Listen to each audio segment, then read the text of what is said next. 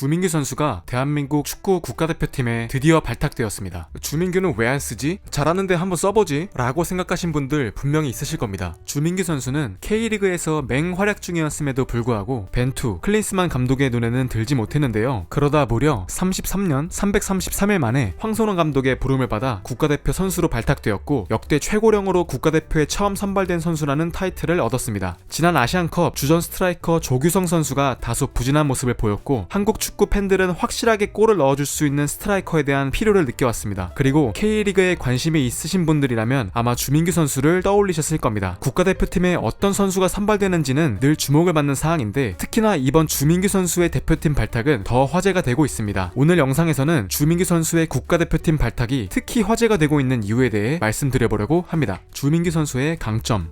주민규 선수의 가장 큰 강점은 득점력입니다. K리그에서 연속 3시즌 동안 득점 1위에 오르며 득점 능력을 입증해 나가고 있습니다. 사실 33살의 나이는 국가대표 선수로 발탁되기에는 적지 않은 나이입니다. 주장 손흥민 선수보다는 2살이 더 많고 가장 어린 이강인 선수보다는 무려 11살이 더 많습니다. 그럼에도 이번 국가대표팀에 주민규 선수가 발탁된 것에 대해 황선홍 감독은 3년간 리그에서 50골 이상 넣은 선수는 전무하고 더 이상 설명은 필요 없을 것 같다고 인터뷰를 통해 그 뜻을 확실히 했습니다. 주민규 선수는 페널티 박스 내에서 득점하는 데에 최적화된 정통 9번 스타일의 스트라이커입니다. 키 183cm, 몸무게 83kg의 다부진 체격, 동시에 유연한 몸을 갖췄고 양발 모두 잘 사용합니다. 또한 상대 수비를 등지는 플레이, 페널티 박스 안 순간 스피드, 공간에 대한 이해, 위치 선정 능력 등 골게터에게 필요한 역량들을 두루 갖추고 있죠. 지난 아시안컵에서 상대 수비가 밀집된 지역에서 고전하는 모습을 보였던 국가대표팀의 공격에 주민규 선수가 어떤 역할을 할 수 있을지 기대가 되는 부분입니다.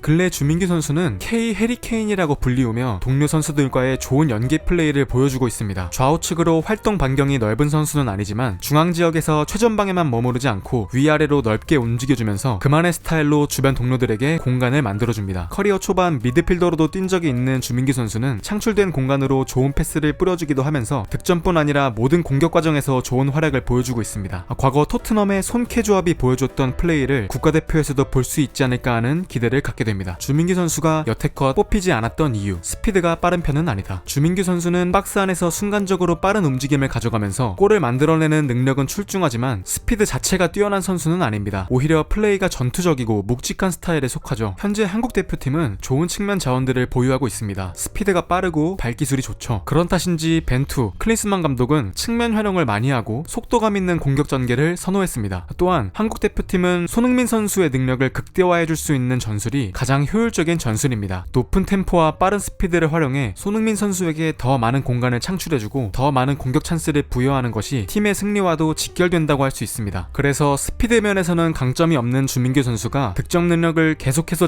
증명했음에도 국가대표팀에 부름을 받지 못한 것으로 생각해볼 수 있겠습니다. 실제로 클린스만 감독은 K리그에 더 많은 득점을 하는 선수가 있고 대표팀에 승선하고 싶어하는 선수들이 있지만 우리가 따로 기대하는 스트라이커의 모습이 있다면서 주민규 선수에 대해 간접적으로 선발 의사가 없음을 밝히기도 했었죠. 활동 반경이 중앙에 치우쳐 있다. 주민규 선수는 공격 시에도 수비 시에도 측면까지 움직이는 경우가 많지는 않습니다. 먼저 국가대표팀에 뽑혔던 황의조, 조규성, 오형규와 같은 선수들은 좌우측으로 빠져들어가는 공간 침투나 다른 선수와의 포지션 스위칭이 능한 선수들이었죠. 그래서 손흥민 선수가 침투할 공간을 만들어주고 속도감 있는 공격 전개를 할 수 있을 것이라 평가받았습니다. 하지만 주민규 선수의 경우 공격 전개 시 활동 반경이 페널티 박스 부근에 한정되는 경우가 많았습니다. 수비 시에 측면 압박을 하는 경우도 거의 없기에 경기장 이곳저곳 열심히 압박하는 선수들에 비해 수비적인 기여도가 떨어질 수밖에 없습니다. 이 히트맵만 보더라도 황의조, 조규성 선수가 좌우 측면까지 넓게 활동 반경을 가져가는 것에 비해 주민규 선수는 비교적 중앙에 치우쳐져 있는 것을 확인해 볼 수 있죠. 그리고 추가로 이건 해리케인의 히트맵입니다. 대단한데 진짜. 과거에는 연계 능력이 부족했다. 지금은 한국의 K 해리케인이라는 말을 듣지만 주민기 선수의 연계 능력은 득점력에 비해 그리 좋은 편은 아니었습니다. 과거 그의 플레이를 보면 박스 내에서 볼을 받았을 때 이선에 있는 선수들에게 볼을 내주거나 연계하기보다는 스스로 마무리하는 경우가 훨씬 많았습니다. 또한 역습 상황에서 상대 수비수 뒤쪽으로 침투하는 플레이보다는 수비수를 등지고 볼을 받는 경우가 많아 속도감이 죽는 경우도 있었죠.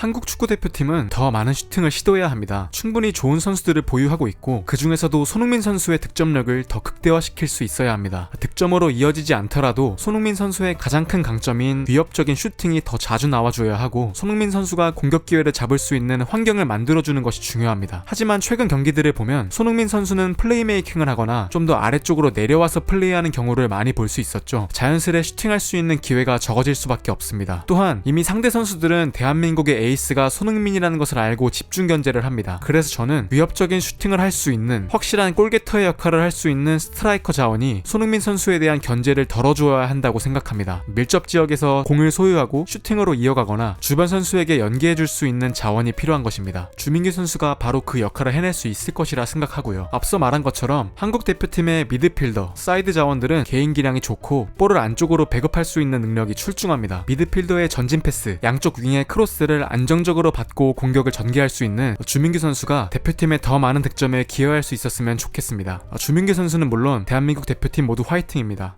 시청해주셔서 감사합니다.